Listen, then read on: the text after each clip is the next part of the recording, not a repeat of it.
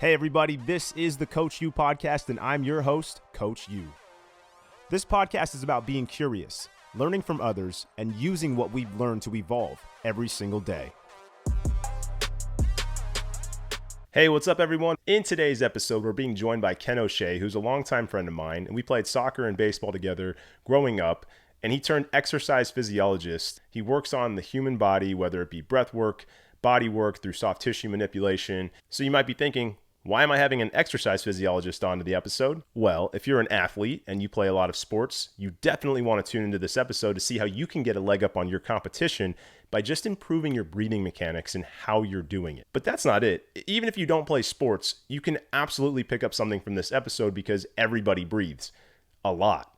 18 to 20,000 breaths a day, in fact. Can you imagine if you can improve those breaths, just how much they can improve your overall well-being? After having our conversation and learning what the breath does and just how much it impacts everything, including pain receptors, it really opened up my eyes to understanding how much more conscious I needed to be about my breath work. One huge thing is mental health. We all know how important it is. On a daily basis, it can be really stressful, especially if you have kids and a job and all these other responsibilities. Sometimes being able to take a step back and taking a breath in the proper manner could help you reduce stress, improve your mental performance and your focus, and also just make you feel better overall. As an athlete, I can tell you I've tried these different tactics and it's difficult to get them down right away, but as soon as you start to practice them, just like with anything else in the performance world, you will get them down. It just takes time. It takes a little bit of dedication. But the cool thing is, in this episode, Ken's going to break all that down for you, and all you have to do is follow along and take notes. If you like this episode, and you know other people would pick up something valuable from this, please give it a share and make sure other people know about this as well as we grow the Coach U podcast. Thanks, everyone. Hope you enjoy this episode with Ken O'Shea. Hey, what's up, everybody? Welcome to the Coach U podcast. I'm your host, Coach U. Today, we're being joined by an old friend, Kenny O'Shea, who I went to high school with. We played soccer together, travel soccer, and we played baseball together. Kenny, thanks so much for joining, man. Good to see you. Yeah, nice to see you too, man. Thanks so much for having me. Absolutely. After I saw that what you're doing and in the performance world, it's so different than what I'm used to, and I wanted to pick your brain on it. But before we dive into that, let's get everybody a little idea of who you are. Please introduce yourself and let them know what you do and who you work with. Cool. Yeah. So my name is Ken O'Shea or Kenny O'Shea. I work with a lot of different types of clients, whether that be people who are struggling with pain, stress, and anxiety, or people who are looking for ways to kind of upgrade their performance a little bit because they're dealing with one of those things, or just because they need a little extra support to get into that next level, just that little 1% of change to try to keep as competitive as possible. My client range, honestly, is all over the place as far as age goes. My youngest client now is a year and a half. My oldest client is 93. So it's not like it's a one size fit all type of a bag that I do. And I really try to adjust, what we're working on together with the client based on what their goals are, and what they're dealing with. So that's kind of where I come from. I do a lot of different things with clients, whether that be body work, breath work, applied neurology, and just general coaching and movement. I don't do as much movement as I used to just because I don't have the facility anymore. But that's kind of where I got my start, was in movement and personal training and exercise science. And now I've kind of learned how to kind of pair those things with the body work, with the breath work, so that I can give people homework to do at home so that they have exercises and movements to help reinforce the things that we're working on when we're in session. And yeah, so that's kind of how I round it all together. Before we jump into the science and the nitty gritty, let's talk about you as a person. I want to ask some quick questions. So first of all, what's Sure. your favorite TV show? Oh man, I've been thinking about this. Shameless. Shameless is by far Shameless is a good I one. think is one of the funniest shows, of all time. And each time you watch it, you're just like, this couldn't get any crazier. So Shameless. What about your favorite band or musician? Oh man, that's hard because, just like the work that I do, I have so many different genres that I'll follow and go Yep. into. I think that's part of my personality, is that I kind of pull from many different sources. I think if I had to go see one band and I could only pick one band, I think I'd go with the Red Hot Chili Peppers. I think that they've been around for so long. They've done so many different types of music. They've, really evolved over the years. And, each time they come out with a new album, it's just great. So yeah, I'd say that's probably my favorite band. But, that's just one type of music. I love everything from old school R&B to reggae to classic rock to, and I do classical when I'm working and studying and things like that. So I'm I'm all over the map. I always am. So you're in the performance world. What's your favorite thing about being in the performance world and helping those who are looking to, whether it be sport or just overall, perform better as a human? What do you love most about it? Yeah, I think just that helping, I think that's my favorite part, and the problem solving. For me, that's what kind of gets me excited, is that someone comes in with X, Y, and Z, and I have to figure out how they're either all connected or not, and what are what is the simplest thing that I could get them to start to do that is really going to start to move the needle for them. So for me, the human body is amazingly complex. And because it's amazingly complex, it's always a very unique puzzle to try to solve. And that's probably my favorite part, is that I get to help people by trying to work through all this different testing and techniques and things like that to see what is the best thing for this person. And each day is different. You think that someone comes in, you've seen them several times, and you think, oh, okay, yeah, we're just going to do X, Y, and Z. And they come in and you're doing your evaluation and stuff, and you're like, oh, this person is something's totally different. And now I got to go a completely different route than I had planned for today. And, so kind of being able to be nimble and to problem solve like that, I think is my favorite part. And that no two people are the same, and that the human body itself is so complex that I'll never learn it all. So there's just an endless opportunity to continue to grow and to learn when it comes to really studying the human body. So yeah. Yeah, I couldn't agree more with that, man. It's crazy. The same client will come in and it's energy depending on how they're feeling. It could have been they didn't Yeah. sleep well, they have stressors going on in their life. So all those things are super effective, and it could be the same person. But yeah, being nimble, being able to adjust, I definitely can relate to that. Let's talk about the importance of breath work and maybe a couple different examples of things that you can do throughout the day, maybe to help yourself with your breathing. So the easiest way to kind of dive into this is to realize that your breathing helps determine your nervous system state. Mm, So one of the easiest ways to start to figure out where you are is to start to examine your breath. So there's basically, now depending on who you follow, if you go all the way down polyvagal theory and other things like that, there's more levels to this. But just for simplicity's sake, we're going to say that there's basically two main halves of the nervous system. There's the parasympathetic side, which is like the rest and digest, relaxation. And then we have the sympathetic side, which is more alert, fight or flight, that kind of stage. And so and this is the cool part about breathing, because breathing is one of those things that happens automatically, so outside of our consciousness, but it's also one of the very few things that we have conscious control over to mm, change. And mm-hmm, so just by changing the way you breathe, you can change the state that you're in. So I always tell people the ratio in which you breathe determines your state. So if your inhale is more closely tied to your sympathetic state, and your exhale is more closely tied to your parasympathetic state. So exhale, relaxation; inhale, alertness, and kind of energy. So mm, if I want to shift from one side to the other, so let's say that I'm gearing up for a game, or I'm feeling a little low energy, can I start to influence the way I'm feeling by just changing the way I breathe and emphasizing my inhale? Yeah, I can do like a 4-second inhale and a 2-second exhale. mm, And all the different breath styles work on this continuum. So, like, I would say that Wim Hof is more closely towards the sympathetic side, because it's a big inhale and then a let go. So you're kind of really emphasizing more of the inhale, and the exhale is just kind of a let go process. mm, Versus something like, Teiko breathing, or very slow, deep exhales, elongated exhales, would be very much more relaxing. So if I'm before a game and I want to be nice and alert and I'm feeling a little low, I might do a 4-second inhale and a 2-second exhale. And I might repeat that several times until I can feel that change in my body. And then vice versa, after I've finished some kind of match and I'm gearing down to recover and to relax, can I do something that brings me back into more of a relaxed state? Absolutely. So then I would switch my emphasis to the exhale, and I would make my exhale at least 2 times as long as my inhale. mm. Technically, it needs to be at least 1.5, but that's usually harder math for people. So I just tell people 2 times as much, because that's a little bit easier. So a 4-second inhale would have to have at least an 8-second exhale to really start to move the needle. And so that's just an easy way to start to learn how to.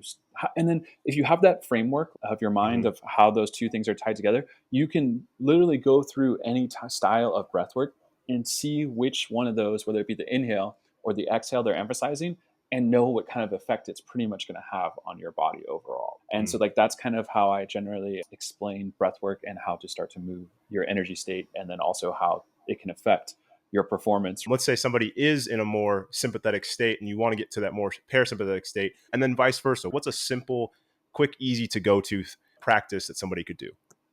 If we're just talking breath and we're not talking anything else, one of my favorite quick in the moment techniques, first of all, breathing through your nose is going to help to put you a little bit more biased towards parasympathetic versus breathing through your mouth, which is definitely very much a sympathetic activity. So just being aware of where you're breathing and changing that can dial you in one way or the other. So definitely mouth breathing is more that sympathetic fight or flight state.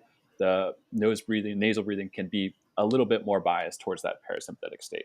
One of my favorite kind of in the moment techniques to teach people is a technique that Andrew Huberman really made popular, and you might have heard it already, and it's that physiological sigh. So it's a double Mm-hmm. inhale. So, Mm-hmm. and then another one, and then an exhale. You do that 2 to 5 times, and you will feel a shift in your body towards relaxation. There's just no way not to. And I always tell people, like, if you spend enough time around small children, or you've had spent enough time around small children, when they get really upset and they're crying and they're upset, and then they start to calm down, you hear them inhale, and then they do, and then they exhale. So like Yep. Yep. they know how to regulate themselves in that sense. They know how to Yeah. come back out of that state. And it's almost like as adults we forgot that we had access to that thing and how to move it forward into the rest of our life. And so that's one of my favorite ways to kind of like go from super pumped to more relaxed. And then if you're a little you're just a little low, a little too relaxed, and you want to go the other way, I really like that 4-second inhale and a 2-second exhale, either through the mouth or through the nose. And you will kind of bias yourself towards getting ready and kind of pumped for, like that kind of pre-game pump, like, let's do this, Yep. and like that's an easy way that doesn't take too much thought or equipment or laying down or anything like that. You can do that in the moment. And it's a really quick, easy way to shift your nervous system state. Yeah. So on the surface level, that's an easy way to kind of get into it. But let's dive a little deeper. Yeah. So let's talk about the techniques between breathing and increased endurance and how that can affect performance. Yeah, so we got to do a little science here, and so hopefully we We don't bore love too many science people here. here with this. That's okay. We'll be good. But so we have to understand carbon dioxide, and carbon dioxide is typically what we're breathing off when we exhale. Mm-hmm. Now, the crazy thing about the human body is that the signal to breathe is not a low level of oxygen. It is a high level of carbon dioxide in the body. So it's when Mm-hmm. carbon dioxide reaches a certain level that tells us that we need to breathe either faster or deeper or both. So when we start exercising, the carbon dioxide, our muscles are working, they start to produce more carbon dioxide, and thus our breathing rate usually picks up. And so Mm-hmm. that's usually a pretty good thing. The problem is, let's say we're running, because that's the easy example, and we are competing in some kind of event or race or something like that, and we have a lot of distance to travel. If we're mouth breathing, we are blowing off, because when you breathe through your nose, there's less volume of air that can actually get in and get out, versus when you're breathing through your mouth, there's much more air movement that can happen. So if we're running and we start breathing through our mouth, we are blowing off so much carbon dioxide that our red blood cells actually, even though they have the oxygen molecules attached to them, will not let go of that oxygen to your muscle tissue. So you will fatigue and you'll eventually have to stop. And so the Mm-hmm. greatest endurance you will ever have, that'll allow you to go the longest and the furthest, is nasal breathing. Because nasal breathing keeps you working at a level that allows this oxygen and carbon dioxide exchange to happen, so that your tissues are actually getting the oxygen that they need to keep producing energy and muscular power. And so when we start breathing through that mouth, we're blowing off all that carbon dioxide in our bloodstream, and the oxygen molecules aren't letting go of the red blood cells aren't letting go of the oxygen molecules, and our tissues start to fatigue and they switch energy systems. And when you switch energy systems from aerobic to anaerobic, there's only so much time you can spend there, and then eventually you have to stop because the workload is too great. And so one of the things that I usually have to do with people in the beginning is actually get them to slow down to maintain a pace that they can do at nasal breathing, whatever that might be.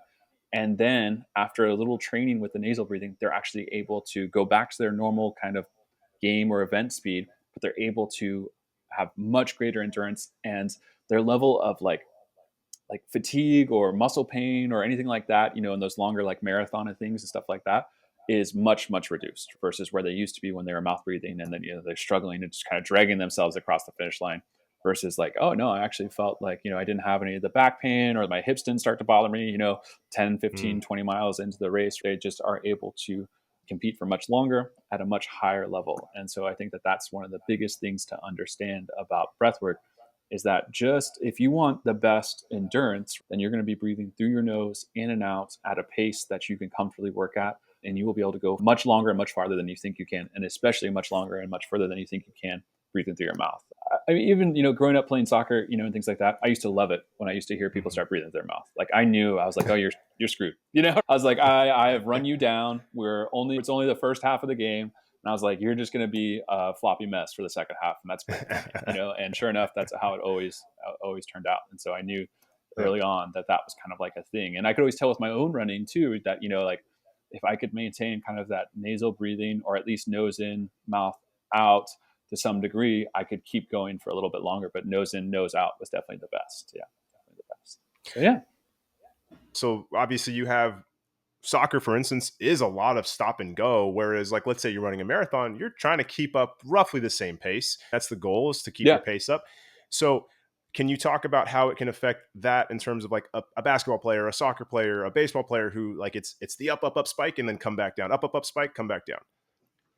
Yeah, I mean, when you eventually, if you're at a certain power output or speed, you are working so hard that you're going to end up usually breathing through your mouth a little bit. If you can maintain the nasal breathing, like throughout a soccer game, throughout a basketball game, first of all, your endurance is going to be off the charts, and you're going to be able to just run circles around people because you've conditioned Mm, yourself to be able to do that. But most of the time, what happens is that we go from periods of predominant nasal breathing, and then we have to do some kind of sprint to catch, an attacking player or the ball or something like that, and so we start to breathe a little bit maybe through our mouth. But then as soon as we can switch back to nasal breathing, the better off we're going to be long term. Because again, you need that concentration of carbon dioxide in the body to really let go of the red blood cells. In addition to something that I didn't mention that we probably should is that if we're mouth breathing, what we're actually doing to the arteries in our body is we're constricting them, right? mm, And so over time, you not only are you getting less oxygen to the tissues because the red blood cells aren't letting go of them, but now you're getting less red blood cells actually to the tissues to even be able to offload the oxygen because there's a reduced amount of flow in and around the body. And this is a global, this happens all over the body. Versus mm, nasal breathing, the more carbon dioxide that's present, the more dilated all those blood vessels are going to be, which means much more red blood cells can get through to those different muscles and to those little small capillaries and parts of the body. We see a lot of pain clients who are often breathe very shallow and through their mouth, and we know that that is contributing to some degree to their experience. And mm, just by getting them to switch a little bit and change their breathing up, a lot of times we can get them to start to feel a little bit better because we sense lack of oxygen in the body as pain. So if your tissues aren't getting the oxygen interesting. that they need, we sense that as pain. So that's a big deal when you're talking about both performance and the pain world. We need to be able to kind of keep that in the back of our mind. This is super simplifying it based on what you're saying, but when we're breathing through our mouth, it's almost as though we are tricking ourselves. We think we're getting a lot more oxygen and we're getting that in our systems, but in reality, what we're doing is we're depleting ourselves of that potential red blood cell count or red blood cell releasing oxygen within, but we're blocking it from happening because we're breathing through the mouth, even though that we think that we're getting more oxygen. You got it. Yep, absolutely. You're moving more air when you're breathing through your mouth, so more air is Okay. coming into your lungs and more air is going out. But that doesn't mean that the oxygen and the nutrients, the red blood cells and everything are actually making it to your tissues. So Mm, that's the difference. And that's the hard part for people in the beginning to kind of understand is that, yeah, but when I'm breathing through my mouth, there's so much more air. And it's like, yeah, I'm not disagreeing with you. You can move more air in and out of your lungs through your mouth. sure. But when we're talking about performance, we need those molecules to get to our tissues. And that doesn't happen as well when we're breathing through our mouth. And that's why, because when you're running and you're working really hard, usually it's not it's your lungs and your legs usually are the first things to give out. It's like I can't keep Hmm. going because I can't breathe fast enough, or my lungs fatigue because I'm breathing, even though I'm breathing really hard, Mm, there's not any actual oxygen making it to my legs, and so like that's usually what we see is that we have some kind of give out in the system, and it's usually the lungs or the legs. Either just your diaphragm, which is a muscle, can't keep up with the actual breathing, because it's, again, you're trying to ask it to do something endurance, but it's just, there's no oxygen, there's minimal oxygen and minimal circulation going to it. And same with the legs, right? There's minimal oxygen and minimal circulation getting to them because of the way we're breathing. And that's why it's so cool that we have conscious control over breathing, because Mm-hmm. once we're aware of it, then we can switch how we're doing it. And yeah, we do have to slow down a little bit when it comes from a performance standpoint in the beginning in order to speed up later. And that's the hard part. So for some people, too, in the beginning, when we talk about this, is that it's like, hey, but I run this pace, or all this stuff. It's like, I get that. But if you slow down now and you can do that exact same thing, but breathing through your nose, you're going to have many more levels that you can get through. If you have to start breathing through your mouth, we're sprinting and we're going back and forth just on the field, just back Mm-hmm. and forth and back and forth. If you have to start breathing through your mouth before I do, you're going to fatigue first.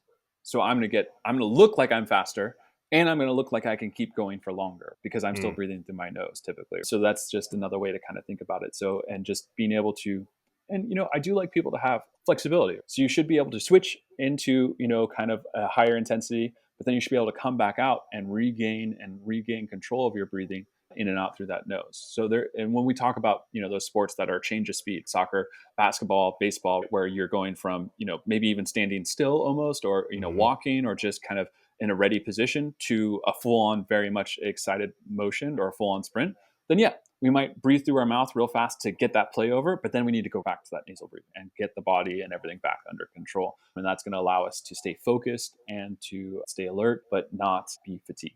So the principle then, because I know everyone's different and everything's within context when you're dealing with a patient, but as a principle, it feels like nasal breathing kind of makes more sense, especially performance. And it seems like kind of for everybody, but you can treat it like an interval. It sounds like just like when you would do Yeah, interval runs, or, interval, like with weights, like I'm going to lift at 80% 1 RM, and then I can get to that 1 RM if I want to, but then I can come back down and stay under that 100. And so that's what I'm exactly. thinking about when it comes to the breath work. It's like, all right, do what you can to practice your endurance at the level you can with the nasal breathing, and then eventually over time you can start picking up that maybe the pace, or maybe you're going for a little longer, or whatever the case may be, to improve it. Yeah, absolutely. You're trying to maintain the nasal breathing for as long as you can, and then to train it, you're going to push it just like we do with strength training. We push just a little past where our normal um, ease is. So we cause a Mm-hmm. little bit of adaptation in the muscle. We cause a little bit of change, micro tears maybe in the musculature itself, so that they grow back stronger. So we cause a little extra fatigue, and we have to go a little slower maybe, or can't, go our same speed, excuse me, at the when we're breathing through our nose at first, but then eventually we'll be able to kind of maintain it for much longer. And we want to have that flexibility to go back and forth between those two symptoms. But again, if I can do sprints with nasal breathing the whole time, I'm going to be able to go for much longer than someone who has, as soon as they start sprinting, is breathing through their mouth. It's just a matter of time before they kind of, fatigue out. It's not something that everybody really thinks about, but it influences all of our athletic activity, right? When I first started working with performance training, maybe 4 years ago with athletes, like I was doing a lot of breath work at the beginning and at the end, and just I was diving into it, trying to figure out like how it could help them. But I understood the science, but this is a way better breakdown of it for me to understand. Like, okay, now I understand why it is so important, because it is affecting from the ground up. Whereas I think this, a lot of times we think we're athletes, we could just hop in, anywhere. I can produce and perform well. But if you're building your performance from the ground up with your breathing, it seems as though you could be a step ahead of other athletes. Absolutely. And then ability to recover too, right? Just because you gave Mm, a maximal effort, how fast can you recover to give another maximal effort? Can you, in yep. a timeout, can you take your heart rate from 150 beats per minute back down to 100 by breathing through your nose, by elongating your exhale, by settling yourself down? And then, if you do that periodically throughout the game, it's not so much this linear kind of like instant, growth where my heart rate is just growing, growing, growing. Instead, I have these intermittents where I'm able to lower my heart rate drastically, and then it builds back up, and it's able to rest and rest and rest, versus just this, it's always high because I'm always giving it to the signal through the way that I'm breathing to always just kind of stay at this upper echelon throughout the game. And then you fatigue, and then you fatigue. How much are you paying attention to heart rate and the variability of it while you're in the intervals of breath work? Like, are you trying to tell your clients or your patients, hey, Mm, stay at a certain heart rate during this breath work, or is it more of like hey, you just need to pay attention, be conscious about the nasal breathing, and once you lose it, kind of slow down a little bit? Like, what's your method there? More the latter, like, do we know that we can have a change on the heart rate just by changing the way we're breathing? Absolutely. But it's not necessarily something we're focusing on as far as when we're in a breathing practice itself. It's usually a byproduct of the way that we're breathing that causes the change Mm, there. So it's not usually a main parameter that we're working on, unless I'm doing something like what we would call autogenic training with the client, which is where we're trying to give them a better connection from their brain to their heart. So mm, almost like we're trying to build the same conscious control over our heart rate that we have over our breathing over time. So that, just like I said, during stoppage of play, during a timeout, during something like that, their heart rate really can drop because they've trained it over time and they mm. know how to kind of get it back down to as low as possible so that they can recover and that they're ready for the next bout of intense competition. So that'd be the Almost only seems like it's time a where I'm more byproduct focused. of proper breath work as opposed to it being the focus. Exactly. Yeah, it's definitely a byproduct. Yeah, yeah, and it's Mm. just physiology. Right? You change the way you breathe. Yeah. Everything, every system in the body has to adapt to it. Yeah, absolutely. Talk to me about pain and what your thoughts are about pain and how people deal with it. How does the breath work help with pain?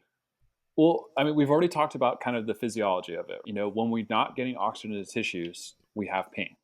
So if we're breathing in a way that is limiting the circulation in our body, which is usually mouth breathing, which is usually shallow, and the reason you breathe shallow and the reason you breathe through your mouth usually when you're in a lot of pain or in chronic pain is because you're trying to hold all of this tension in your body to stabilize everything because you feel like one wrong move and boom, here comes that like wow pain that just knocks you out and just knocks you on your back just flat. And so that's the adaptation that we see over time is that people start to breathe um, not as deeply and they start to breathe faster, and then that limits the amount of oxygen that's getting into those areas, which is preventing or at least reducing the body's ability to heal those areas. If you don't have circulation, then no nutrients can get in and it's really difficult for things to get out. So then on top of this, you have a buildup usually in the lymphatic system, which is our main drainage pathway for swelling and part of our immune system and all this stuff that's supposed to go in and help repair tissues. And so when our breathing is reduced, our lymphatic system's ability to actually clear some of these products is also reduced because we need two things for good lymphatic circulation. We need good circulation in and we need good drainage out. And the diaphragm is a huge pump for the lymphatic system. So if you're breathing shallow, you're not getting this full relaxation and this full inhale, full contraction. So you're not getting the pumping action all over the body. You're not getting the massaging of the internal organs. So we can see a lot of pain tied to the way we're breathing. And we know that we can have a big impact just by changing the way that people are breathing. Now, that's kind of just the overview with breathing and circulation and lymphatics a little bit. But the way that I typically talk about pain is kind of like this. And this was I got this from Z Health from Dr. Eric Cobb. It's a great brain-based training system if you ever want to check it out or if anybody's interested in that. That's where I learned most of the kind of the neurology stuff and how to move that into performance setting and for pain management and stuff like that. But they like to use this idea of like a bucket. Okay. And the bucket can only get so full. And then if you're filling it with water, then it starts to overflow and spill out everywhere. And so, depending on what's going on in our life, all those things get thrown in the bucket, just like you were saying, like when you're stressed, when you're all these things, it kind of pushes the level of the bucket up, up, up, higher and higher. And then when the water starts to spill out, that's when we start to have all of these symptoms. And so that's like our we call it like literally a threat bucket. And as long as the water stays in the bucket, we're fine. But once one more drop gets added to the bucket, then boom, the water starts spilling out and we start to have all these symptoms that can look super related, like, oh, like I was training, I was doing a bunch of deadlifts and now my back hurts, or it could be completely unrelated, where it's like, dude, I haven't done anything in forever and now my neck is just like locked and seized, or my jaw, something like this where it seems so unrelated, or I'm dizzy, like all these things that can seem so unrelated. But when we think about it from your nervous system only having X amount of capacity to adapt to before it starts to whisper at you, like, hey, this doesn't feel so good, here's some pain. And remember, one of the things they talk about there too is that pain is an action signal. It's trying to get you to do something different. So pain is like you have pain in your back, trying to get you to lay down and slow down maybe a little bit, or to move differently, at least to move differently. So we try to think about pain kind of more as an action signal that our body's trying to tell us to do something differently. And that's the hard part, and pain is a very unique experience to everybody. It's different for everybody. People experience different levels, even though they have the Mhm. same, maybe necessarily medical diagnosis. And so it's very individual in how they're experiencing it. And that's why I like this idea of the bucket and just having a general capacity. And once that capacity is overflowing, that's when we start to have all these different symptoms. And it's not just, it's the way we're training, the way we're not training, our job, our at home life, our financial situation, all these social and socioeconomic, and then also individual lifestyles go into how this bucket gets filled up. And so what we try to do when we talk about from a performance setting is like, what are the things that we can do to kind of drain the bucket a little bit? Can we give the Mhm. brain better information through breathing about what's going on inside our body? Can we move the body a little differently? Maybe build its proprioception, which is kind of the body's ability to recognize where it is in space and time relative to its other parts. So, how far apart my hands are, even though my eyes are closed, or how close I am to the wall behind me, even though I can see it in the camera, but I can't really see it. I have a general idea of that. Or another example of that is just like you can get up in the middle of the night and walk to the bathroom without ever turning the lights on. And the reason you can do that is because you have a general map of where you are relative to all the other stuff in your room on the way to the bathroom. And that's generally what we think about proprioceptive. And when we have pain, there's actually a change in our brain, in that map area of our brain, of how clear that map is. And so that's why we get people who are scared to move, Mhm. because their Mhm. brain doesn't have as clear of a picture of what's going on in that part of the body. And when the brain doesn't have a good picture of what's happening inside the body, it will either reduce your overall movement, so it'll limit how far you can move or how much weight you can move or how fast you can run or jump or how you can jump, or it'll send you pain to get you to, like, because it's not sure about what's going to happen there. And that might be Right. just something as simple as like a cramp, or it might be something more intense, like like almost like a radiation pain down the leg or around a nerve. And so it's very much individual, but also a very unique system. And so I think that's how people experience pain, at least in that's my experience, the way that I like to explain it to people. And the way that the breathing affects this, we talked about the proprioception, but breathing also affects this from the tissue standpoint as far as like getting the nutrients there. Mhm. But then breathing is a huge signal for the nervous system. So if you get into the bottom of your squat, for instance, and you're telling your body that this is maybe not as safe as you think it is, versus if Mhm. you're able to nicely slow down your breathing to have ownership of what we call ownership of your breathing down at the bottom of the squat and at the top of the squat. So can you breathe the exact same way at the top of the squat as you can at the bottom of the squat? If not, that is something that needs to be worked on, because that's a sports specific style of using breathing to make changes in the body. And you'll see that a Mm. lot when it comes to breathing. It's just someone can breathe standing, sitting, laying down, but then you put them in their sport specific stance and they can't breathe as well. Well, that's a problem, because then you're not able to access and move along this nervous system continue of relaxation and Mhm. excitement. And so a lot of times that's one of the first places I'll start with somebody, is just like, okay, you're having problems in this position. Okay, cool. Get in that. Can you get in that position without any pain? Yeah. Okay, cool. Awesome. Can you breathe here? No. Okay, we're going to work on this. And we want you to be able to breathe efficiently, utilizing the diaphragm, getting that 360-degree expansion all the way around the body, getting the ribs to move the way they're supposed to as best we can in those different positions. And we can see that once we do that, then people are able not only to do the movement much more efficiently and there's a better quality of the movement, but a lot of times they can add more resistance as well. They're stronger because they can breathe in those Mhm. positions. You said breathe 360 and all through the body. I've heard so many different ways of how you're supposed to breathe. And, you've heard the diaphragmatic breathing. No, you should breathe through the chest first. No, you should breathe to your side of your rib cage. No, you should breathe down to your toes first. Let's break it down. What are we doing? If you were to come on a retreat with us or do a workshop with us, this is something that we teach at pretty much every workshop, because just like you're saying, it's probably one of the most important things about breathing is how are you supposed to breathe? What is a good breath? What does it look like? And so a good breath is, like I said, 360 degrees of expansion all the way around the body. When the diaphragm is domed up, so it looks like a parachute, that's its most relaxed state. And then when it comes down and flattens out, that's when we're inhaling and that's when it's contracted. And that movement of the diaphragm down causes the ribs to expand in 360 degrees and then to elevate a little bit. So we have from the side to side, we have a lateral expansion this way. Mm-hmm. So that's one of the movements. And then you also have, if I can't show you on the front to back, I was almost going to grab a skeleton, but you have this, what we call, so that's what we would call in the breath world, that's what we call almost like a bucket handle movement of the rib cage. And that predominantly Yeah. happens here in the lower part of the ribs. So you have mostly that happening in the lower part of the ribs, but that's in the back too. So in the back, as these go up, you're going to see this movement, but you're going to see it in the back and in the front. And most people have like zero awareness of their back. It's very interesting. They can't see it in the mirror, and so they have zero awareness of it. And Yep. so then Yep. in the upper ribs, you still have some bucket handle, but it's very much reduced. And what you have there instead, if this is the front of my body and this is the back of my body, when you inhale, you have this motion happening, which is what we call more of a pump arm, like Mm. your old school pumping a well. And so as you inhale, the front goes up and the back goes down, and as you exhale, the front goes down and the back comes up. And you still have a little bit of bucket there, and you have a little bit of pump handle happening at the bottom of the rib cage, but they're definitely kind of divided. And in the middle, they're kind of even. So in the middle of the rib cage, they're more even. But at the top, you have more pump handle. At the bottom, you have more bucket handle movement.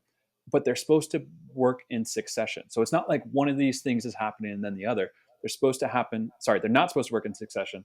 They're all supposed to happen relatively together. So you Mm. inhale, you get the bottom of the rib cage to move, and then the upper rib cage moves, but they're happening relatively in simultaneously at the same time. And then one of the other things we have to talk about is that most people, and of course this is all through your nose, so that's proper breathing. So it's breathing in and out through your nose, getting this 360-degree expansion, really trying to fill this back part of our body. We actually have much more space behind our lungs than we do in front. You have your heart, your sternum, all these ribs in the front, but there's actually a lot more space in the human body in the back of the body. So that's another thing to think about, is that the lungs are going to expand a little bit further to the back than they are to the front, which is something most people just, is beyond their awareness now because they just Are haven't you studied it. like mid back thoracic, like between the shoulder blades, is kind of like in that whole rib cage? Yeah, exactly. Yep, exactly. You got it. One of the other things we want to talk about is that these muscles here in the neck should Mm. remain relaxed Mm. when we're taking a proper breath. Okay. Mm. If they should remain relaxed pretty much the whole time or as long as possible, you might get a little bit, if you're really getting as big of an inhale as possible, you shouldn't feel any contraction in those till at least the very, very end, like the last second of your inhale almost, or the last couple seconds of your inhale, because all these muscles here in the neck are what we call accessory breathing muscles. So they are supposed to help the diaphragm when we're working at a very high level, which is why you see people who are out of breath, and they're when they're out of breath, they're breathing like this.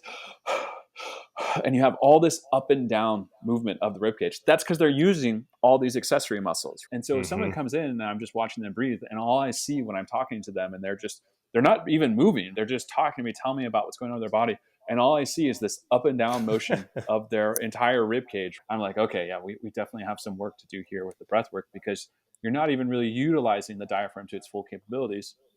You're really just using the secondary muscles, or those accessory muscles. One of the last things that has a very big influence on our breathing is our overall tongue position. So your tongue Mm. position helps to maintain the pressure in the skull, but also helps to open up the throat itself. And so if your tongue is in a bad position, it can definitely change how open the airways are in the body. And so your tongue is supposed to be kind of, there's little ridges behind your teeth. So it's supposed to be kind of pretty much suction cup to the roof of your mouth and touching those little areas. And I used to describe this by doing the crazy eyes, which is basically a big smile. You get your eyes as wide as Mm-hmm. you can, and then you swallow, and that helps you get your tongue Mm. in a really good position.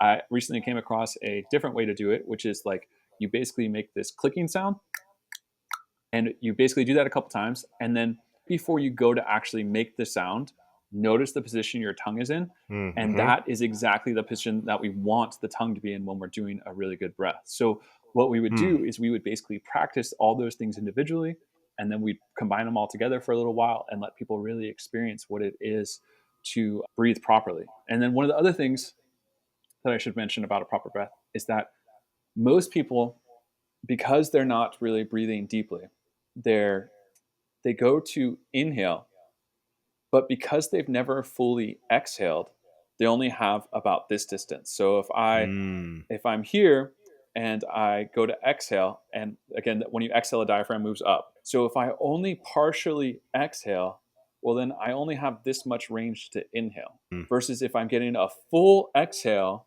that allows me to actually get a full inhale. And so that's usually one of the things that we have to work on people is actually getting them to exhale first, and then we can get into really good inhales. But that's usually part of the problem. And then there's just not as much strength in the diaphragm, I think, as we used to. We're not as active as we used to. We don't train in the same way. We're not just laboring all day like a couple hundred years ago would have been. And so we just don't. It's just different now. And so we have to kind of think about this intelligently and train the body a little differently because of that.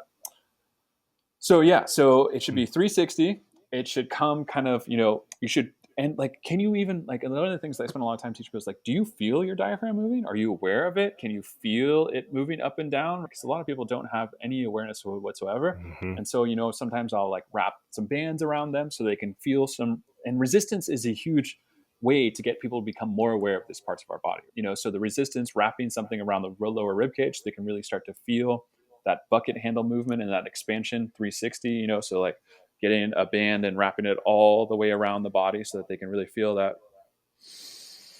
360 expansion. And then, putting, their hands on different parts of their body, putting their hands on their necks very gently so that they can start to really feel these things out for themselves, because ultimately it's their awareness that's going to help all these things click. I could tell them a million times, but until they really feel it, that's when they really feel it, that's when they have these aha moments in their mind and in their body, and they actually gain more control over the body a little bit there. Like with strength work and with speed work and power work, there's adaptations that take place at a certain amount of inputs. I know it's different with everybody, but how long do adaptations take normally when it comes to breath work? I mean, it could happen really fast. This is something we probably should have talked about in pain that I didn't mention, but or maybe we're still in pain. I forget. But when you breathe, the average person breathes between 18,000 and 22,000 times per day. If you did 18,000 to 22,000 squats or deadlifts improperly, how would your body feel? And like that's something that really helps to put it in perspective for people. It's like, okay, cool. And I would say that 18,000 to 22,000, even though that's the average, that's roughly 18 to 20 breaths per minute.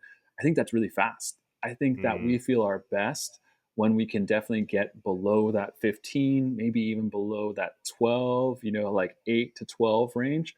That's when mm, you feel very relaxed, very focused, very almost like that general, like what some people would term as that flow state, where they're very focused, they're very awake, but they're also very relaxed. And so they're mm, able to kind of move through their day in a very different way.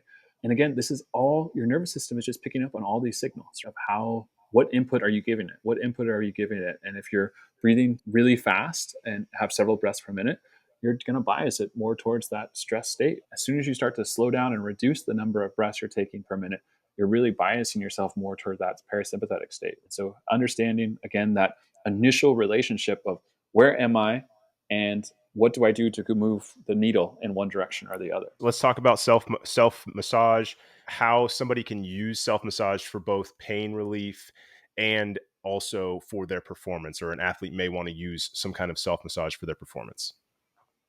Yeah, I mean, from a pain relief standpoint, I think we've all been sore after a workout, and we know that we can get on, a roller or a ball or something like that and massage it a little bit. I would say that most people move a little too much when they're doing it, especially if you're really trying to get deeper into those tissues. They need to sit and Mm, breathe. And again, give their body the signal, hey, I'm trying to relax, by emphasizing that exhale, right? And elongating it, making it twice as long so that they are giving the signal to their body like, yes, there's pressure on this point. Yes, I want this point to relax, and eventually allowing it to, as time goes in, and to release a little bit. And, depending on how deep you want to go, you're not really like, you're not squishing, or it's not really a breaking down squish. What you're really tissue. doing, yeah, you're not breaking. Yeah, Yeah. exactly. What Yeah. you're really doing at a really fundamental level is you're allowing things to finally glide on each other. And so Yep. usually what Yep. happens is that things get stuck together.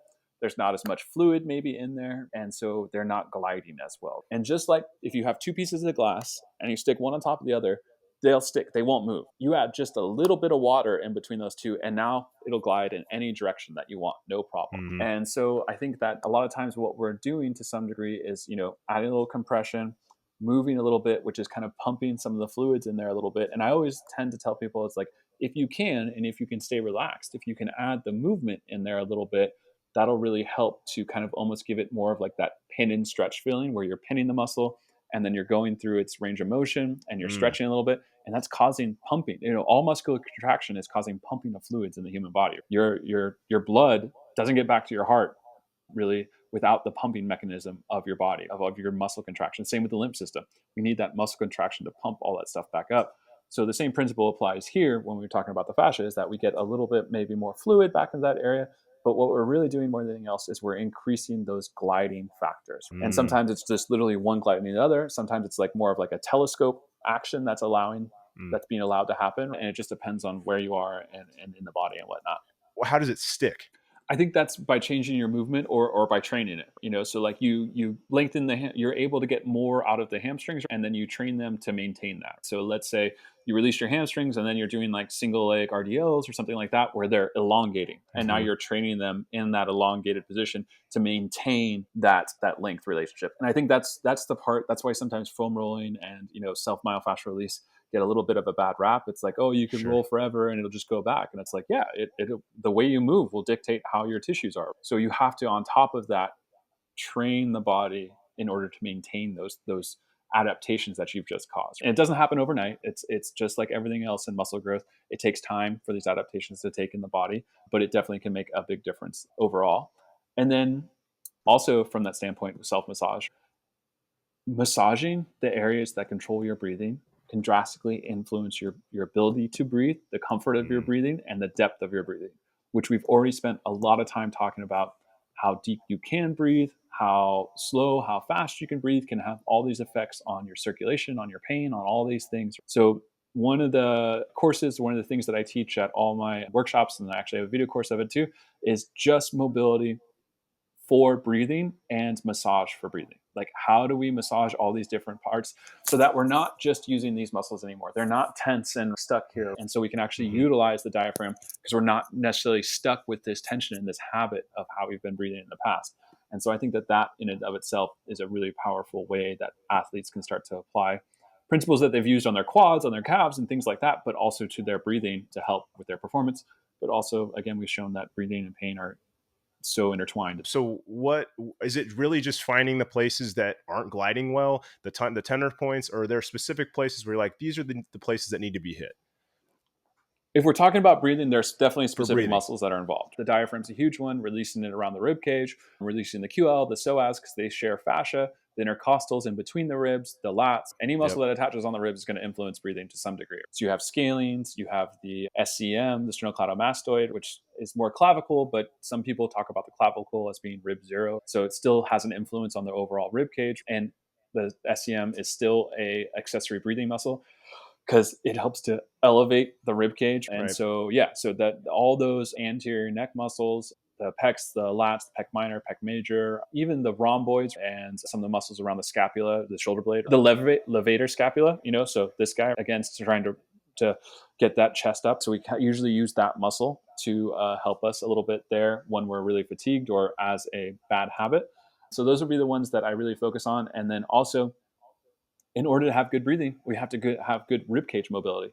So if you have all these muscles that attach on the rib cage and they're all super tight, are you going to be able to turn, rotate, Hmm. side bend, and rotate? No, probably not. So releasing Hmm. those can just give the rib cage more freedom, which will allow the diaphragm to move more, which will allow the lungs to inflate more, which will allow you to breathe deeper. So all of those kind of play into it. If the rectus abdominis is super tight and you're like this, can you breathe well? Probably not, Right. because you can't Right. ever expand. You're probably really good at exhaling, but probably really bad at inhaling. We breathe ourselves into our postures. So you see all these people who are always like this, their Hmm. ribs are all externally rotated and flared. And so they're super biased on their inhale. They're very much more biased towards their inhale. And they did really good at inhaling, not really great at exhaling, and vice versa. The people that are a little more slumped, they're usually a little bit better at exhaling and can't really get a deep breath. And so that's usually what we see with people posture wise too. Have you run into people being ticklish when it comes to soft tissue work? And does that represent itself as like another form of protection? Whereas some people may feel a lot of tension, but some people might like start getting really laughy. And I've given some soft tissue work. You start seeing people go like, I can't handle it. Or they're starting to laugh. So what does that Yeah. represent? Well, that's so funny.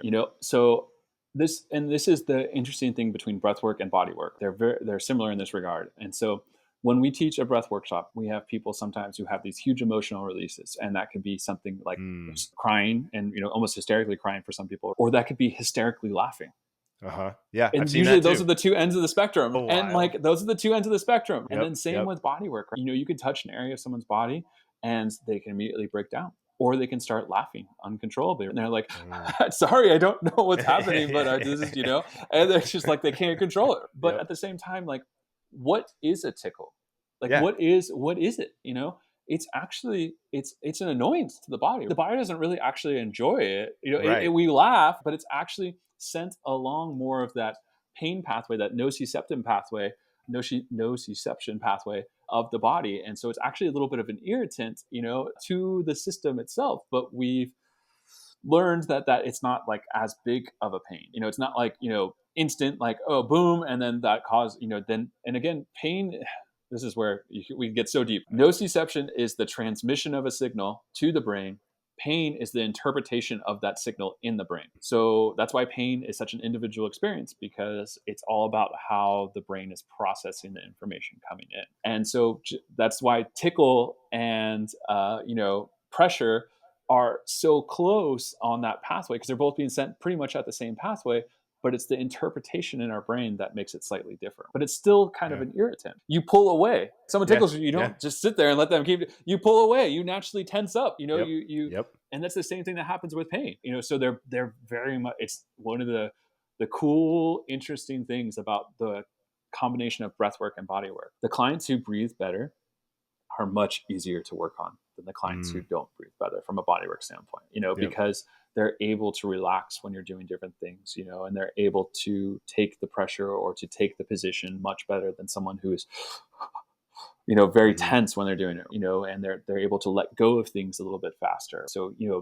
just part of teaching someone some good breath work can really have a profound effect on how they accept the body work. And one of the things that I think that's really underrated when it comes to this is that you're building awareness, proprioception again, Mm. interoception, that sense inside of where things are in the body, and proprioception, where things are relative to other parts of your body and objects while you're doing it. And I think that Mm. that is a huge, huge part of it that's highly underrated, because proprioception, again, when we have a good clear map in our brain of where our body is in space relative to ourself and other things, we move better, we have less pain, Yep. our performance is typically better. Yep. If you can move well, see well, and balance well, that's going to be your highest level of performance. And moving well is about knowing where you are in space. Balance is about knowing, how your eyes, your inner ear, and your feet are reacting to the ground and to your environment. And seeing well is so much more than just light coming into the eyes. Can you track an object? Can you, switch from something close to something far away real fast? There's so much more levels to it. And so I think that, the soft tissue work is a way to build that proprioception and interoception. And that is like the foundation, I think, of movement, of quality, athleticism. If that's like the bottom of the pyramid, the proprioception and the Mhm. interoception. And then you have like the next rung would be like that vestibular system, how well you balance. And then the top, kind of ruling as king, would be your vision. Because if you think about it, your eyes are literally extensions of your brain that migrated out of your brain so that they can get more Mm. information about the body. Your eyes are It's a different extensions way of to your think about brain it. that Wow. migrated out of your brain to get more information about your body or about your Wow. environment. They kind of rule as king. And I see breathing as the thing that connects them all. I think that breathing is the thing that connects them all. And that's a lot of that, again, comes from a lot of the Z health training. Like that's how they see the body, as a pyramid, and the proprioception is the base. Then those two different levels, and breathing kind of encompasses all those things. And so I've kind of taken that framework forward with me into a lot of these different areas of not only pain management and stress management and anxiety management, but performance management. Right. So, yeah. When it comes to, soreness, and if there is a lot of tenderness and soreness, when do you need to back off? Is there a limit? What's the protocol there? There's Okay. my answer, and then there's the kind of general answer. Okay. So the general answer being that, you gotta learn to listen to your body, right? Pushing past things and gritting through things again is not the way that the body likes to respond over time. You can do it for a short period, you can grind for a little bit, but eventually that's not going to be able to last very long. So I think, letting that kind of general sensation be your guide is like, okay, cool, yeah, I can do this a little bit. Okay, yeah, I'm a little sore. Okay, this is feeling like a little bit too much and I can't relax. Okay, maybe I'm going to move on and come back to this, or I'm going to switch tools. I'm going to go to something softer, or vice versa. I don't really feel like this is doing anything. I'm going to go to a harder tool. I find that people have like, they use one tool and one tool only, like a foam roller or a lacrosse ball. I think that you should have a, like, in an ideal world, everybody would have a basket of tools and they would just pick out, depending on what's going on with their body, the different tools and try different ones. One of the things that I like to teach people a lot of the times is that I like to teach them how to start to have that conversation. And this can be Mm. applied to soft tissue work. This can be applied to training. This can be applied to any drill, any exercise, anything you're doing with your body. And what you do is you test something beforehand, Mm-hmm. you do your intervention or your drill, and then you retest. If you're not testing, you're guessing. So could you, for example, lean forward and try and touch your toes and then see how far you get and then do a round of squats and then retest? Now, if you got better, meaning that you're actually able to go down further and it felt easier to go down and it felt easier to come back up, or one of those, that would mean that squatting is really good. Yeah, your body's really liking the input that you're giving it to it. Because again, Mm-hmm. the brain allows better movement when it has a better idea of what's going on and is getting better inputs. When the brain is not sure what's going on, it'll either lock reduce movements or it'll send you pain to get you to stop. And vice versa. Let's say you're doing squats and you went to reach down and try to touch toes, and all of a sudden you couldn't go like half as far. That would tell you that there's something going, either the resistance is too high, your movement's not, something's not, your nervous system's just not ready for that load today. And you would have Mm-hmm. to reduce that load. Now you could take this one step further, forward bend, squat, it got better. Cool. Add a little weight. Forward bend, squat, retest. It got better. Go again, add a little bit more resistance. Mm. You learn to have this communication with your body. And then as soon as you get to the point where, oh, hold on, that's not better anymore. Cool. Done squatting for the day. Move on to the next activity. And so it's learning to have a conversation with your nervous system, with your body. And I think that's what this idea of testing, doing an exercise or a drill, and then retesting. Mm-hmm. Now, you can also, like, it can be a movement, it could be a range of motion, it could be a movement, it can be an exercise. You can test anything. You test your balance, your vision. The test isn't as important as doing something before, trying your implementation, whichever that is, whether that be a sprint or a squat or, tennis serve, whatever it is, and then retesting after and say, was that good information for my brain? Did my nervous system open up my body because I gave it good information? Or did it reduce my movement or send me like, oh, no, actually, that's really stiff now. That almost hurts a little bit to rotate like that or whatever. Then that's kind of telling yourself that, like, oh, that's not quite exactly. And if you had no change, say you did your forward bend, you squatted, you got no change after you retested, that just means that there wasn't a big enough input for your brain to even register what you're trying to do. Because the brain is, to make change in the brain is energy costly. And so if you don't give it a big enough stimulus, you aren't creating enough. You're not creating a big enough input to create change. And the brain will just be like, oh, I don't really care about that because, Mm-hmm. I don't want to spend all this energy to create this change inside the body. So you have to make Right. sure. So if Right. you're not getting a change, it typically means that the difficulty of the movement, the exercise, whatever it is that you're doing isn't high enough. And so you can keep either raising the resistance, up the reps, something like that, to make it more Right. challenging, and then retest and see how that's going for your body. One of the most mind-blowing things that I ever learned about the human body is that you can have a conversation with it, and that it is not Hmm. taught to athletes throughout Yep. their career. Like, it's, I've worked with, youth athletes all the way to professional athletes, and this is something that always blows their mind. It's like, well, how do I know if this is going to work? Did you test it? Do you have to train both sides of your body the same way? Maybe, maybe not. And the only You way don't to know. know that is to test. Yep. So I have Yep. clients who do certain movements on one side of their body and do something completely different on the other side of their body because they don't need the same input on both sides because of the sport they play or the job they Yep. have, whatever it is. And so the only way to know that, though, is to have some kind of reliable communication with the nervous system, which is the brain, the body, and everything it controls, so that you can, differentiate what are the really good things for my body and what are the less ideal inputs for my body, right?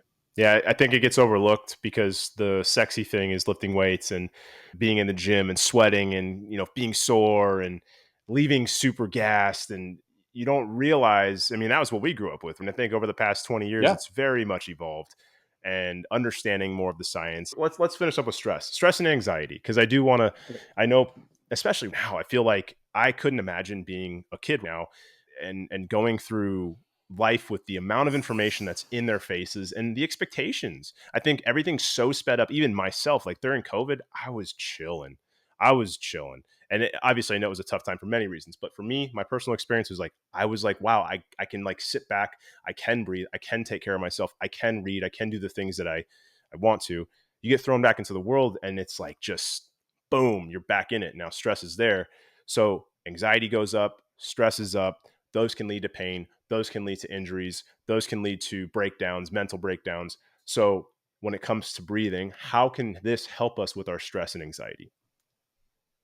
Obviously, the way we breathe, we've talked about it, I think, pretty extensively. The way we breathe influences our nervous system state. So if you're giving the signal to constantly by breathing through your mouth, taking these short, shallow breaths, you are constantly telling your body to be in this anxious, stressed out, very alert and a hyper alert state. So we know that breathing has an influence on this stuff. We know that whether we move or don't move is going to have an influence on how our mental health overall. We Mm-hmm. know that exercise is probably one of the most underrated natural antidepressants ever. Like Yep.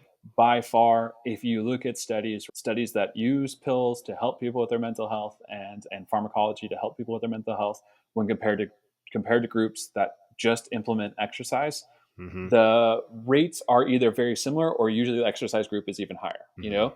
When you combine both, yes, you definitely get a positive effect for a lot of people. And some people need the pharmacology support because their system is Sure. just been through so much. Sure. And but the goal is with, or at least my goal when I think about that, and everybody's very individual, so this isn't across the board, but I think the goal is if you do need an intervention like that, that's cool and you should use it, but the goal should be probably eventually to not have to use it forever. Just like we put a cast on to help a bone heal, but then we Yep. eventually take the cast off so that it can get loaded and get Yep. used, and we can, kind of move through life and it can adapt. If you're stressed and anxious, we know that your breathing rate has changed, your depth has changed and gotten more shallow. And the crazy part about this, and this is the hamster wheel that I think is so easy to get stuck on for people, is that by doing that over time, what happens is that we talked about how carbon dioxide is the main signal to the brain that it's time to change the way we're breathing. Mm-hmm.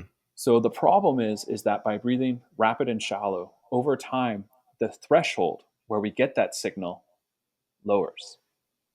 And so now it takes less input to get to that threshold. So then we start breathing shallower and faster because we've already hit that threshold. Well, that starts to produce more symptoms of anxiety, more unpleasant symptoms, I should say. It doesn't necessarily Sure. have to be anxiety or stress, but like Sure. it's usually more unpleasant symptoms, which then feeds the anxiety and stress, which then changes the breathing, which then causes more symptoms. And then you're just on this never ending hamster wheel of your you're stressed and anxious, your breathing changes, which causes more symptoms, which makes you more stressed and anxious, which changes your breathing, which and so one of the goals Yep. that I do with a lot of people that have panic attacks, anxiety, stress, things like that, is that we have to slowly increase their tolerance to CO2, and that can be Mm. done in a multitude of ways, but that is a huge game changer for a lot of these people. And learning to control their training so that they can do it nasal breathing over time is going to help to regulate their CO2 levels and raise that threshold. you know Things like making sure they're breathing through their nose at night and not through their mouth, so they're not blowing off all this carbon dioxide. That's another thing we see a lot with pain patients too, is that they have sleep apnea, Mm. and so they're for 8 hours a night they are not getting good circulation around their body because they're blowing off too much carbon dioxide. This cascade of events, and breathing seems to be one of the things, again, that we have conscious control over, that we can work and train, that will help to alleviate some of these symptoms. And again, exercise is one of the most underrated antidepressants out there. Well, now what if you combined movement, exercise, with proper breathing? Well, of course, that's going to make you feel much better. Of course, that's going to slowly raise your CO2 tolerance, which is going to give you more resiliency to stress coming in your body, because you're going to have more capacity to adapt. I think Mm-hmm. that's what happens to people who are chronically stressed and anxious, is that CO2 window gets reduced and their capacity to handle more and more just gets minimally reduced. And again, that same idea of that threat bucket, it's just too full, and we got to find a way to empty it. And breathing properly, exercising is just like emptying the bucket. I try to do all of this because this is all interconnected in my mind. I try to teach all of Yep. this because they are so interconnected in the way that they function and help people and change the way that people are feeling. So I think that that's kind of what I see kind of as the stress anxiety component. And yeah, to be a kid now and to do the Mm. harder things in life, which is, to be disciplined about, what you're consuming, how much of it you're consuming, and Mhm. to, try to use your body effectively, and not to, and there's the other end of the spectrum is overtraining, which is Yep. just the far Yep. end of the spectrum. But to be conscious about the way that you are training to make yourself better, and not 100% better today, but 1-2% better each day. It's very challenging. It's challenging for adults to do. So the idea Oh that yeah. kids are going to be able to do it without guidance and support is, it's a very special individual in my mind who can do that. And yeah, there is just a lot of distractions out there. Yeah, for adults, for Uh, kids, for everybody. And there's so many things trying to grab your attention, and it's hard to at times, distance yourself from those things that you have. And all those things, all that information that we're consuming, whether it be actual bad news about what's going on in the world, whether it be just information overload is a thing. We can only yeah. process so much in one day. And so if Yep. we get hit with more and more information constantly, it's going to keep us in this kind of hyper aroused state. And then sleep is such a huge component of everything we've talked about today that we haven't really talked about. Like proper sleep influences our stress levels, influences our mental health, influences our food Yep. choices, all of these things. Pain receptors too. People who Like, pain receptor, all of it. So getting good quality sleep, which means having discipline with your light environment. Whether that be not using your phone super late at night, super close to bed. Not having all these super bright lights on that are telling your body that it's noon. Like those are yep. all little things. How you time your food before bed, and all. Like there's so many factors that go into it. But this is, sleep, I think, is one of those other huge components. And the problem is that when you're really stressed and anxious, it's hard to get really good sleep. So it's Yep. always, it's this that's what It's I mean by this it's the hamster hamster wheel wheel. of stuff that Yep. people can get on. It's a hamster wheel, and I understand it's incredibly challenging to get off, and it takes time and effort to break that cycle, but it's doable. It's doable by implementing um, systematic change and deliberate change. And it doesn't, and with my clients, I always try to tell them, especially the super anxious and stressed ones, I was like, okay, I've taught you 10 things. What's the thing that you are gravitating towards the most now? And they're Mm. like, oh, I like this particular breathing style. It's like, cool, let's do that. Okay. I want you to do it for, once a day for 5 minutes. Okay, cool. You did that. Great. Oh, you couldn't do once a minute for five. Okay. I want you to do it for 1 minute once a day. And like how easy, sometimes you Yep. have to make things so easy for people Yep. to build the habit that they can actually feel like they're winning, rather Yep. than adding one more Yep. thing that they have to do on top of the million other things that they think that they and might need to do, So it's like, how can we make it so easy that it would almost be impossible to not complete or to fail at, And I Yeah. think that's how you start to build the habits to create the kind of changes that we're talking about here. And I think that that's where most people struggle the most, and myself included, like For sure. most people, like, it's like, oh, Oh okay, yeah. I'm going to start doing, this and this, and I'm going to do it really hard for, Yep. like a week, a month, and then they fall off. And it's like, no, no, Yep. it would be much better to go slow, to slow down our pace so we can breathe through the nose and build over time, Yeah. rather than trying to make massive change all at once. It's not that it's impossible, it's just much more challenging to sustain over the long term. And I think Yep. that's what we're talking about when we come to mental health, is that we're going to have ups and downs in lives. We're going to have stressors that come into our life. And it's about giving ourselves the best shot at having the capacity to um, handle those stressors, but then also recover from them. And Yep. and I think that recovery is getting bigger when we talk about from an athletic standpoint. Like 5 years ago, there was no thought of like, how do you properly recover from a Yeah. workout? How do you, that wasn't a thing. And now we're starting to definitely take a professional approach, not only to our training, but to our recovery. And I think that's where breath work and all these other things can really come into play, is like they help us recover so that we can perform the next time at a very high level. but it takes time. 100%. This is not a Yep. one day process. This can be, months to years, and Yep. that's the hard part for people to jump on. Right. Yeah. No, I think making it that lifelong journey instead of it being like, I'm going to get here by, October. And it's like, all right, that's cool. You can have those mini goals, but Yeah. like make it a lifelong thing. You're Yeah. just going to show up for yourself and, do what you need to take care of yourself. So I love that. This has been a beautiful conversation. I love everything that you've touched on. I want you to let people know about the workshops and who is it for, and why you would recommend them to come. I want people to learn more about this stuff. So what are the workshops like and who are they for? Yeah. So, I mean, the workshops so there's a couple things going on now with my business now. So pretty soon, it hasn't launched yet. We've had some back and forth with the Apple and things like that. So I have an app coming out pretty soon that will showcase all the breathing mobility that we've kind of talked about a little bit today, some of the soft tissue work to help with breathing and things like that. I really focused the app on breathing. The workshops are anything from specific Wim Hof workshops, which are great for, whether that be just wanting to learn more about breath work, wanting to have some kind of experience with breath work. Great for pain management for a lot of people. Also great for just kind of overall mental health benefits, because when you combine it with the ice, there's all kinds of endorphins and things like that that can release, that can really pull somebody out of a place to help them start to be able to implement some of these things and kind of get them Mm, from that stuck point to moving a little bit better. When we do a retreat, we basically go through several different styles of breathing, and we're going to spend an entire day just going through those different styles of breathing in just a single day event. And same, the only people that I would maybe recommend that this isn't for necessarily are people, unfortunately, people who are pregnant aren't really supposed to be doing the Wim Hof method, because we don't want to reduce oxygen to a baby for any reason. And so we don't recommend it for that. And there's certain type of epileptics who aren't recommended for intense breathing, just because it can trigger a seizure. And so those are pretty much the only people who I'd say it's not for. mm, Other than that, it's basically for anybody who wants to either have an experience with their body and their breath, who wants to learn a little bit more about how they can apply this to their performance or to manage their pain, stress, and anxiety. And then, so that's kind of the workshops. And then we have retreats that we do throughout the year. So our next one, the only one I have scheduled now, and I'm hoping to do one in the fall, but I have the winter one scheduled already. So we do a event up at a mansion in South Lake Tahoe, and we teach you all the breath work. We jump in the lake in the middle of January, and we just teach woo! you how to be able to not only physically do all these things, but mentally do hard things, right? Because Yeah. it could be a big mental challenge to go in. And if you're from California, you know what that is like to get to go into Tahoe during the summer is not super warm. So Tahoe Yeah. during the winter is a little different.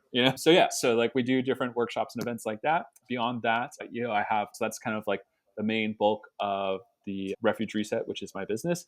And then I also do like one-on-one stuff with clients, whether that be at my office, at my clinic, where I work hands-on with them, or I do virtual stuff with them online, teaching them breath work, teaching them some of the self-myofascial release, teaching the mobility and things like that from afar and the applied neurology.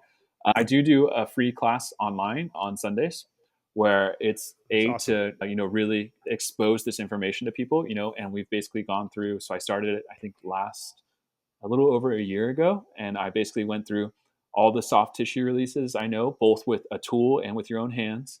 I went through all the mobility that I know, joint by joint in the body. I went through, my buddy Chuck teaches all the breathing. And then we just got through all the vestibular stuff. So, teaching people how to train their vestibular system to increase their balance and their performance. And, if you feel off balance, your pain levels are usually pretty high. So yeah, we got the workshops. So sometimes they're day events, sometimes they're a couple hours, sometimes they're all day. Sometimes we can do entire weekends with retreats. We have the online class, we have in-person clinic stuff, and then online virtual stuff too. Where can Those are people pretty reach out much to you? it. Yeah, so you can go to the website, so www.refugereset.com, so refugereset.com, or just Ken at Refuge Reset, so REFUGE and then reset, reset.com, and you send me an email. Free class is on Meetup. So if you search Breathwork either Bay Area or Breathwork Sacramento, you'll find the Meetup group. And in there, you'll find the link not only to Chuck's free class, he does 2 a week, one Sunday mornings at 11 and Mondays at night at 9 p.m., I think. And then I do my class usually Sundays at about 10:15.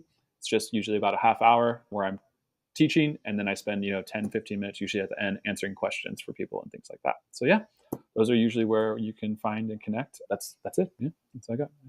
Awesome. Ken, this has been Super fun. Thank you so much for taking the time, Yeah, man, man. to talk about all this stuff. I've learned a lot. I'm going to have to take a lot of notes when I edit this bad boy. Yeah, Man, I hope it wasn't too much. Some I do have a tendency to go a little into the woods at times, but no. I do my best to make it simple because simplicity is how you learn. You Yeah. can't learn complex Yeah. things until you understand simple things. And I'm all about first principles or the mechanisms. So if you understand the principles and the mechanisms of what's going on, then you can make these adaptations however you want. And Yep. so I think that's the key. So hopefully I was able to impart some of that to you and to whoever is listening. And yes, thank you so much for having me. It's always, I mean, you can tell that I love talking about this stuff. I could talk about it for hours on Oh, end, yeah. that I will spend the rest of my life, learning more and educating myself more, and that the human body itself is something so complex that I will never ever learn it all.